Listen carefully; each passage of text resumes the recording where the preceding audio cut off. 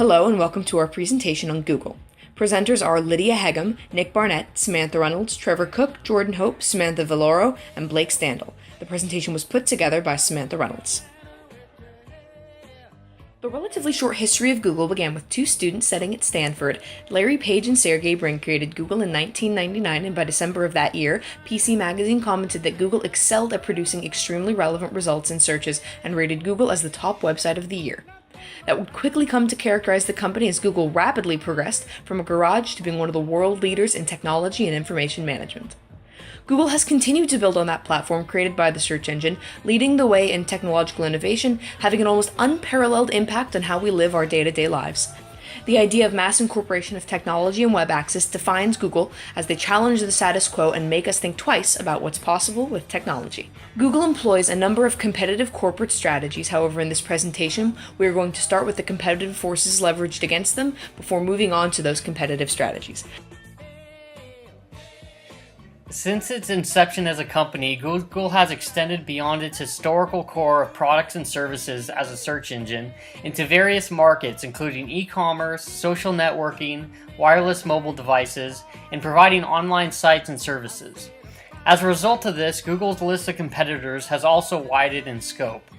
Google's list of competitors is vast, but its main competitors include Microsoft, Yahoo, and Facebook. The industries Google finds itself competing in are all subject to changing technologies, shifting user needs, and the continuous creation of new products and services, which is why Google has chosen the competitive advantage of innovation to combat these rivalries among competitors and to stay relevant in an ever-changing marketplace. While some of Google's biggest competitors are that of Microsoft and Yahoo, recently Amazon has become a significant threat to Google because Google is tapping into other fields of business that are different from its original historical core.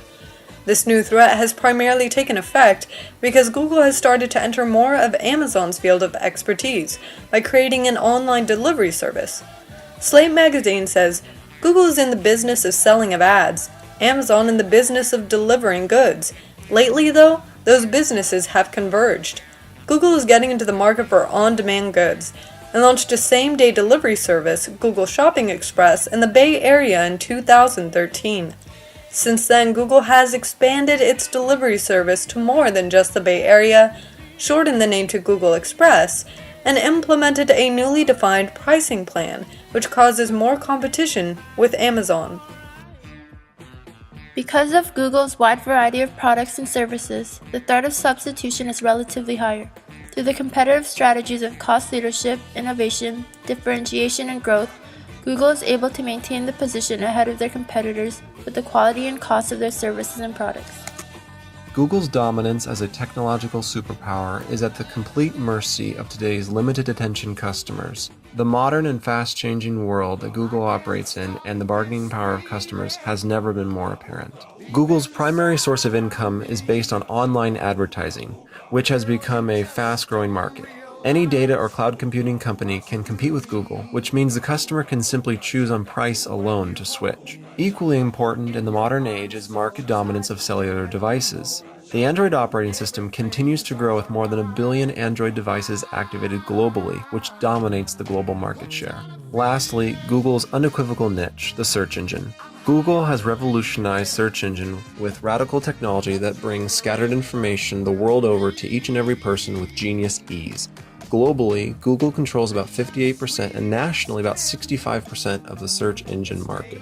Needless to say, they have a superior strategic advantage on the market and give relatively low bargaining power to customers. Google is a huge company that has to get its supplies from somewhere. A competitive force such as the bargaining power of suppliers is important for shaping the strategies of Google. A powerful supplier would have the power to squeeze profitability out of Google, so it is important to work together to lower costs and possibly increase each other's profits. Google is always growing and therefore always needs more from their suppliers. Luckily, the bargaining power of Google's suppliers is low, but as Google's competition grows, the bargaining power of suppliers could go up. Google also has strategies to get good quality supplies for cheap by soliciting bids, so suppliers have to compete to get the business, which helps lower the costs and make sure you're still getting a good product.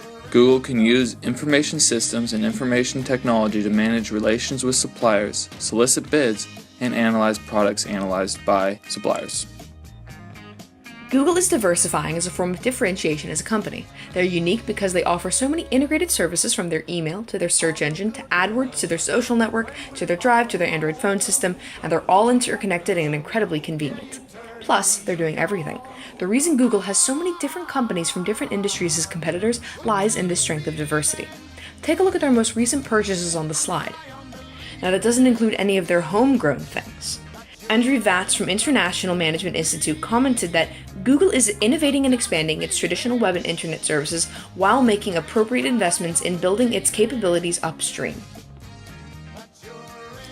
In order to stay relevant amongst its competitors, Google has chosen the competitive strategy of innovation to gain a competitive advantage in the marketplace by fostering a company culture where innovation is encouraged. One way Google accomplishes this is by allowing 20% of the work week to be focused on projects that personally interest employees. Google's management philosophy also plays a key role in encouraging innovation. Once a week, employees ask questions directly to executives on company issues, and the company goes through internal innovation reviews where formal meetings are held and employees present product ideas to top executives. Such innovation has led to ambitious endeavors and inventions like Google's self-driving car, Google Glasses, and Project Loon.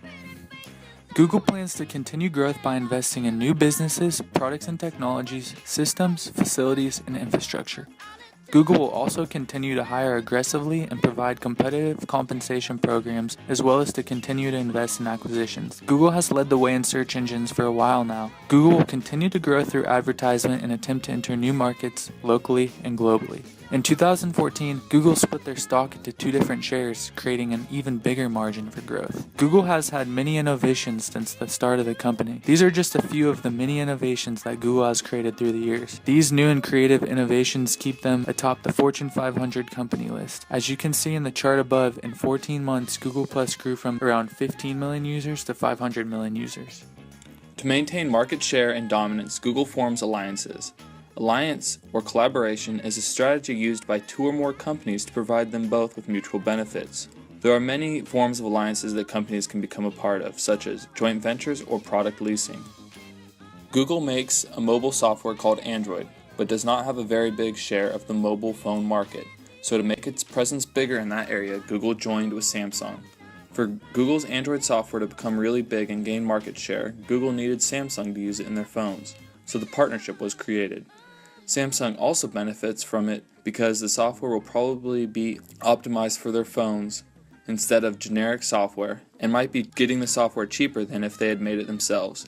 The Google-Samsung alliance is a perfect example of how Google can create competitive advantages over other competitors.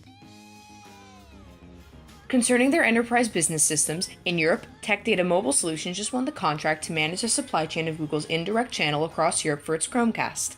As with some of Google's other business systems, Google is ramping up their own in-house supply chain management system.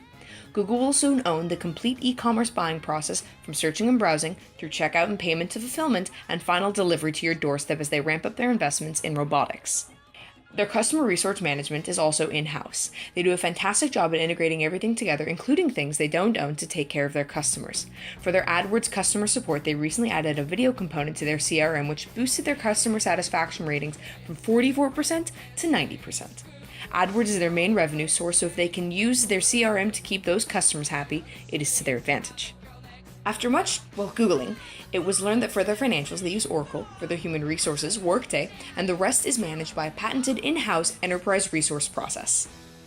Google uses various forms of social media to try and grab the attention of internet users.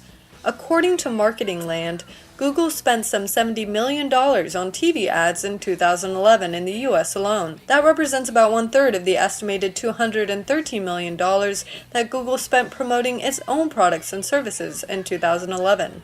That $213 million figure is almost 400% more than in 2010. The majority of Google's ad spending was for online ads, but the company also promoted itself in newspaper, magazine, and television ads. In addition, Google has created their own social media by making Google+. Google is well known for their laid-back and quirky corporate culture. They look for smart and determined employees and value ability over experience. They are well diverse as their company has all walks of life and can speak over a dozen different languages. They have a fun atmosphere where they hold meetings at cafes, have casual attire, and the company has a wide variety of recreational activities from frisbee to bookkeeping. In conclusion, Google is one of the largest search engines and makes billions of dollars. While Google is very strategic with its planning, it is concerning to see Google venture out of just being a search engine. It appears that Google wants to try everything that it can get its hands on. Google is starting to stray from the vision that was originally in place for it by its founders Larry Page and Sergey Brin. So it might be dangerous for Google in the future if it dips its hands into too many venues and is unable to manage all that it wants to tackle. Thanks for listening.